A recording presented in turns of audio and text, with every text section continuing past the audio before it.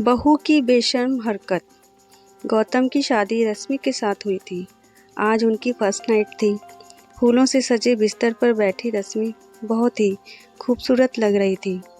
गौतम उसके पास गया और बिस्तर पर बैठ गया। उसने रश्मि के हाथों को अपने हाथों में थाम लिया। गौतम ने जैसे ही यह किया, रश्मि ने अपना हाथ खींच लिया।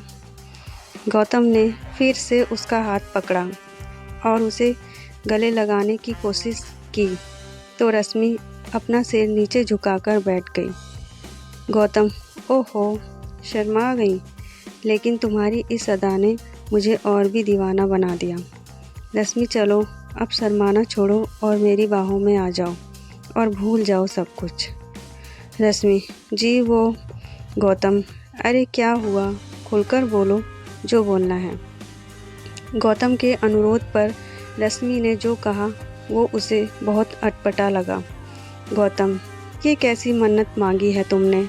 सुहाग रात का इंतज़ार तो सबको होता है।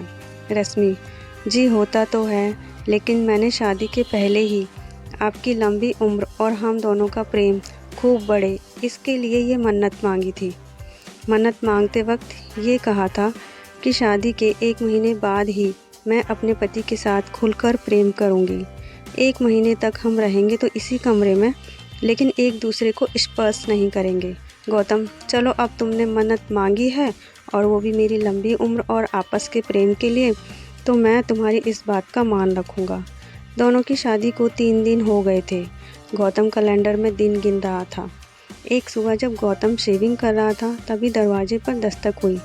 गौतम, रश्मि दूध वाला होगा, ज़रा दूध ले लो। रश्मि ने दरवाज़ा खोला। दरवाजे पर दूध वाला ही था।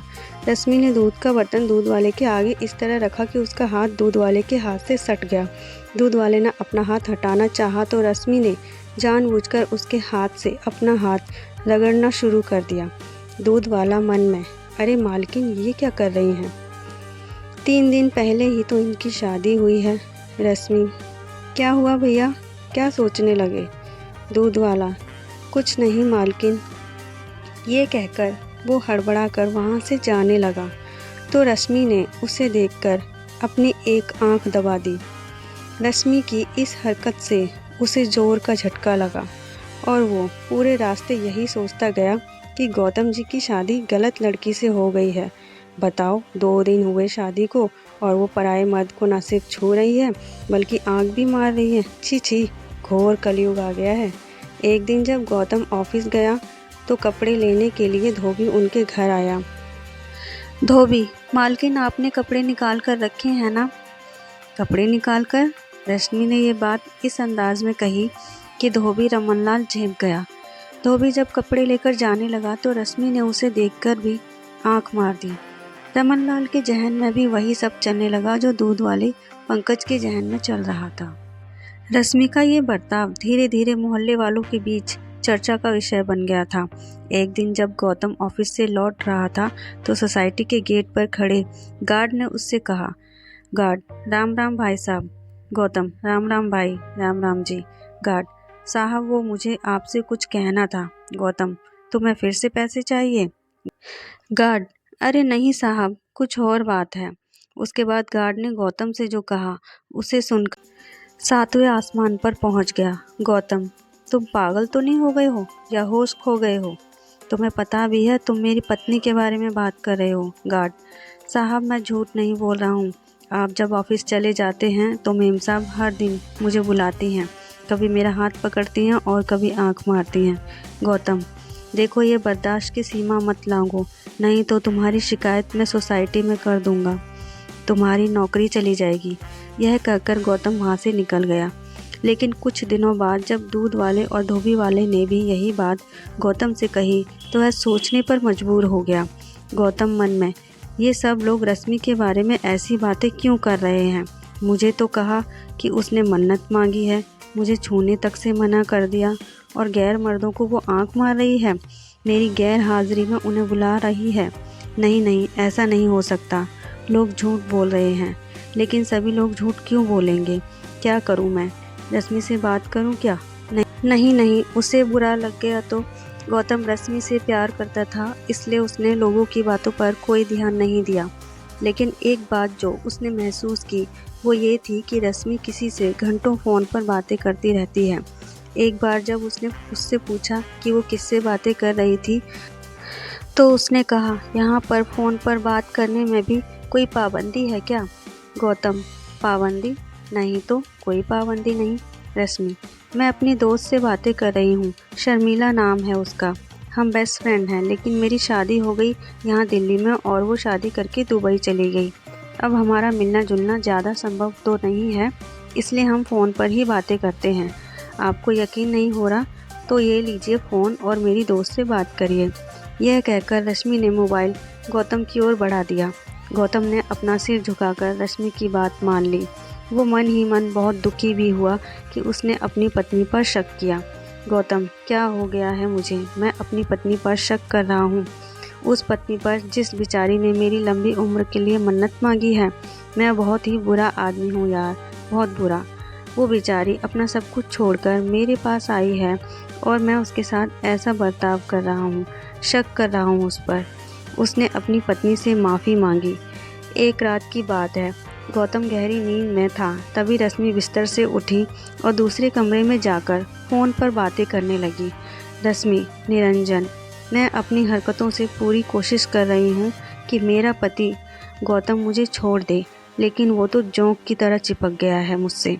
देखो निरंजन, मैं तुम्हारे बिना नहीं जी सकती, कोई उपाय करो और मुझे इस नरक से निकालो। मुझे नहीं रहना है गौतम के साथ, एक दिन भी नहीं, एक पल भी नहीं। रश्मि को ये बात पता नहीं थी कि उस दिन उसकी सारी बातें गौतम ने सुन ली हैं।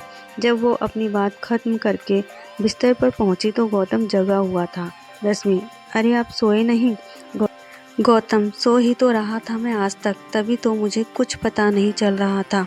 रश्मि, ये आप क्या कह रहे हैं? क्या पता नहीं चल रहा था? गौतम, यही कि तुम मुझसे जोंक की तरह चिपक गया हूँ मैं, तुम यहाँ नरक में रह रही हो। रश्मि, ये सब आप क्या कर रहे हैं? मेरी कुछ समझ में नहीं आ रहा है। गौतम, रश्मि अब तो सच बोल दो, ये निरंजन कौन है जिससे तुम आधी रात को बातें कर रही थी? सच सच बोल दो रश्मि, मैं तुम्हें कुछ नहीं कहूँगा।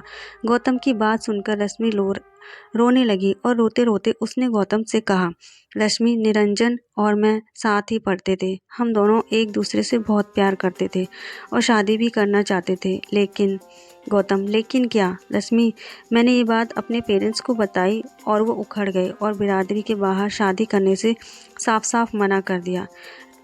रश्मि और निरंजन के प्रेम के बारे में जानकर रश्मि को उसके माँ बाप ने घर में ही नज़रबंद कर दिया और अपनी बिरादरी में लड़का देखने लगे।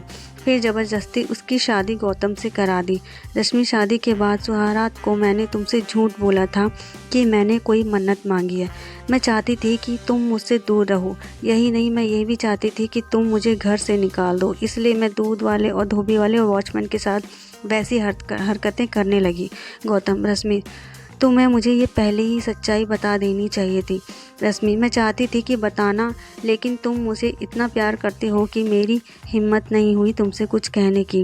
गौतम, रश्मि, फिक्र मत करो, मैं निरंजन से तुम्हारी शादी कराऊंगा।